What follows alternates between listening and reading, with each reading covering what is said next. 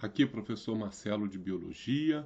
A nossa aula de hoje é sobre o sistema reprodutor masculino, tá? Nós vamos ver o funcionamento do sistema reprodutor masculino, que é chamado de fisiologia do sistema reprodutor masculino e também a anatomia do sistema reprodutor masculino, tá? Então vamos começar pelos testículos, tá?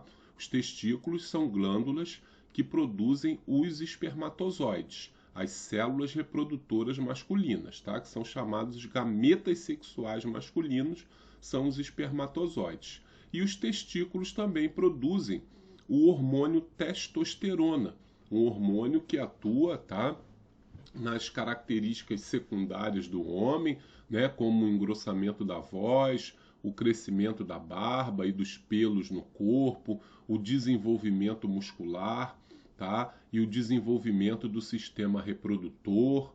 Toda essa parte é função do hormônio testosterona, tá? Então seria a função dos testículos, além de produzir os espermatozoides nos canais seminíferos, né? Onde essas células são produzidas no interior dos testículos, os testículos também produzem o hormônio sexual masculino, que é a testosterona, tá? Que tem todas essas funções no corpo. Tá? Um hormônio importante, tá? Para todo o desenvolvimento do sistema reprodutor e as características secundárias do corpo do homem, tá? Então, esses espermatozoides produzidos nos testículos, eles completam a espermatogênese nos epidídimos, tá? Eles completam o que a gente chama de amadurecimento da célula e eles, além de completar o desenvolvimento nos epidídimos, eles ficam armazenados nos epidídimos. Então o homem, ele já tem um armazenamento, um estoque de espermatozoides nos epidídimos, né? E por isso ele pode ter mais de uma relação sexual num determinado período de tempo, tá? Numa noite, por exemplo, tá? Ele tem um armazenamento de espermatozoides. Então, isso proporciona ele ter mais de uma ejaculação, né?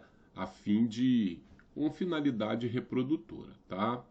Então, os espermatozoides armazenados nos epidídimos, tá? Esses espermatozoides, eles vão seguir posteriormente para os canais deferentes. Esses canais deferentes, eles também são chamados de ductos deferentes, tá? Então, aqui está o ducto deferente na imagem de um dos testículos, tá? São dois ductos deferentes, são dois testículos, são dois canais deferentes que levam os espermatozoides até o ducto, que é o canal ejaculatório. Então, o canal deferente, ele faz essa conexão, tá, dos epidídimos com o canal ejaculatório, que é chamado ducto ejaculatório. E esses espermatozoides que passam por aqui, no caso de uma vasectomia, em que esse ducto deferente ele é seccionado, quer dizer, ele é cortado, esses espermatozoides eles ficam com o trajeto bloqueado, tá?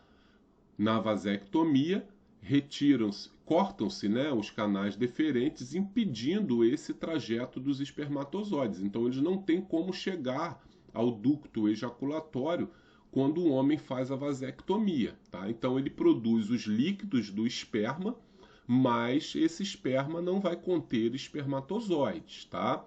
E por falar em líquidos do esperma, esses líquidos são produzidos primeiro na vesícula seminal, tá? A vesícula seminal produz um líquido que contém carboidratos, como a frutose, tá? E esse líquido é um importante para nutrir os espermatozoides, é um líquido que contém nutrientes, tá? Para a sobrevivência desses espermatozoides, tá? No sistema reprodutor masculino. E ao atingir o sistema reprodutor feminino, esses espermatozoides eles têm um tempo de sobrevivência, então tem nutrientes produzidos pela vesícula seminal, tá? Então é um dos líquidos que compõe o esperma do homem, é o líquido da vesícula seminal, E o outro líquido que compõe o esperma é o líquido prostático, é o líquido produzido na próstata, tá? O líquido prostático é um líquido com aspecto viscoso, né? Um aspecto leitoso, tá? E esse líquido ele é alcalino, ele é um líquido importante para combater a acidez que os espermatozoides vão encontrar no canal da uretra do homem e a acidez que esse espermatozoide vai encontrar no canal da vagina, tá? No trajeto que esses espermatozoides vão fazer no sistema reprodutor feminino, que é vagina, útero e tubas uterinas, até encontrar o óvulo, tá? Então, em todo esse trajeto, na uretra do homem, no canal da vagina, esses espermatozoides vão encontrar substâncias ácidas que matam os espermatozoides. O líquido prostático é um líquido protetor, é um líquido viscoso e essa viscosidade favorece a movimentação dos espermatozoides, tá? Então é um líquido que favorece a mobilidade dos espermatozoides, a movimentação deles, e esse líquido é um líquido protetor, protege contra a acidez que esses espermatozoides vão encontrar. Por ele ser um líquido alcalino, tá? Ele combate a acidez. Então ele é um líquido protetor dos espermatozoides, tá? Então é importantíssimo a atuação do líquido produzido na vesícula seminal e do líquido da próstata. Eles agem em conjunto, formando o esperma do homem juntamente com os espermatozoides, pessoal. Então, o esperma ou sêmen, tá, contém o líquido seminal, o líquido prostático e os espermatozoides.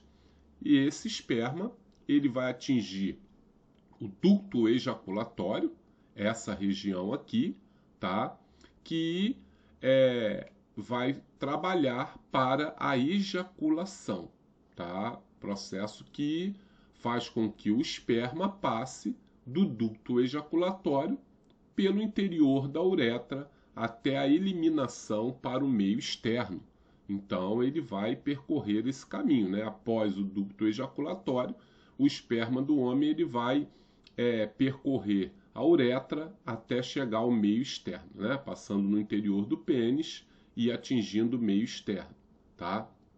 Agora, tem um detalhe interessante que o homem ele tem aqui nessa região a chamada glândula bulbo-uretral, que produz um líquido lubrificante que é eliminado antes da ejaculação para lubrificar o canal da uretra. Antes de passar o esperma, esse líquido é liberado e atua como lubrificante da uretra para facilitar a passagem do esperma do homem, tá? E aí vem aquela questão, pessoal.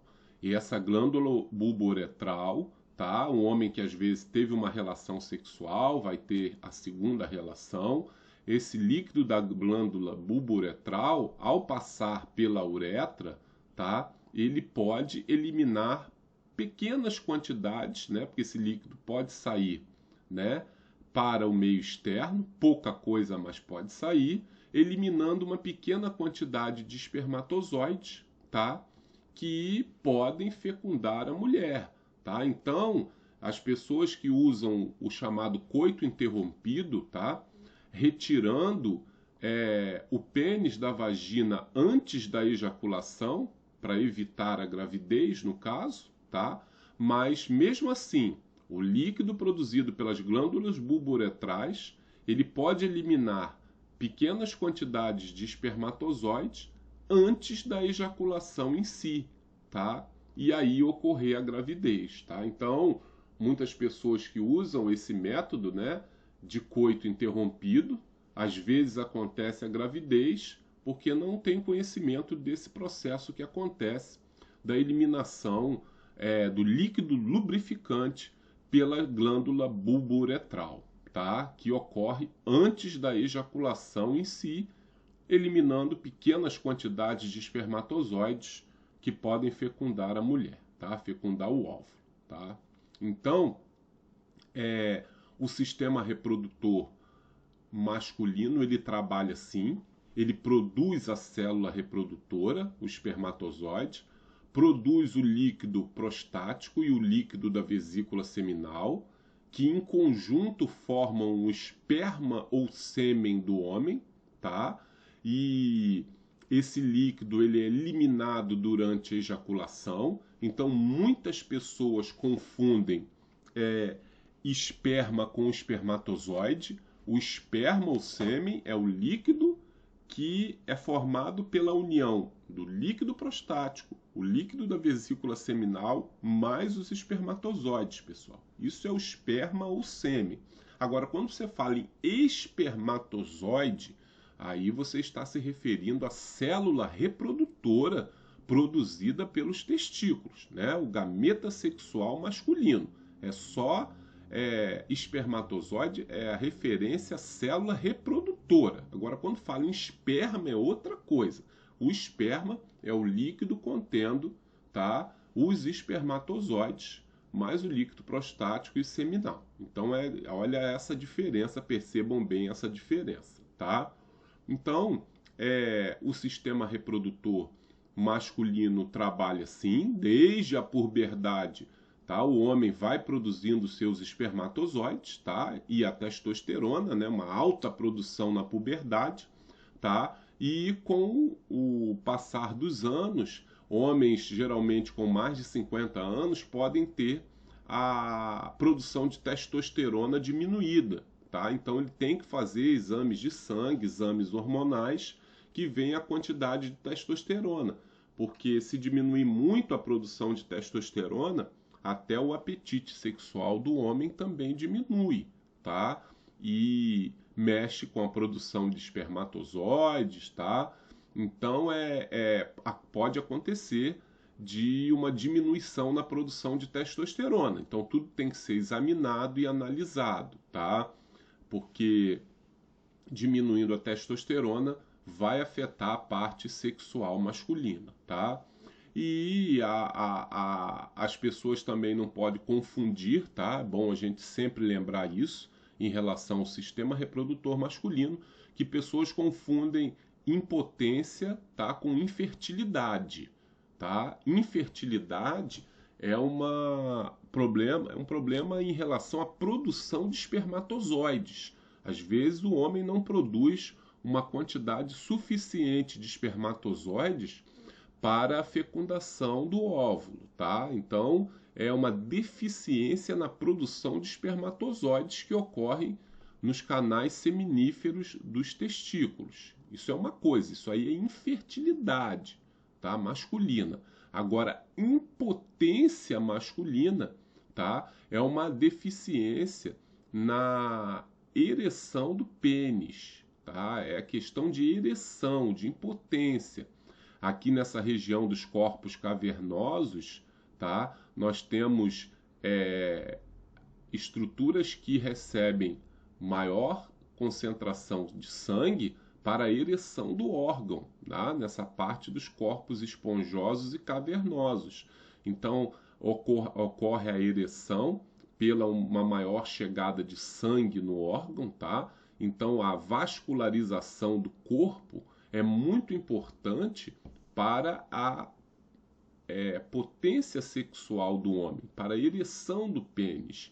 Então, toda a vida saudável é importante, né? Tudo que é bom para a circulação do sangue é importante, a atividade física, a boa alimentação, tá? A alimentação saudável, né, pessoal? E é lógico que fatores como o álcool, o fumo, as drogas em geral, tudo isso prejudica a circulação. Prejudicou a circulação, prejudica a potência sexual masculina.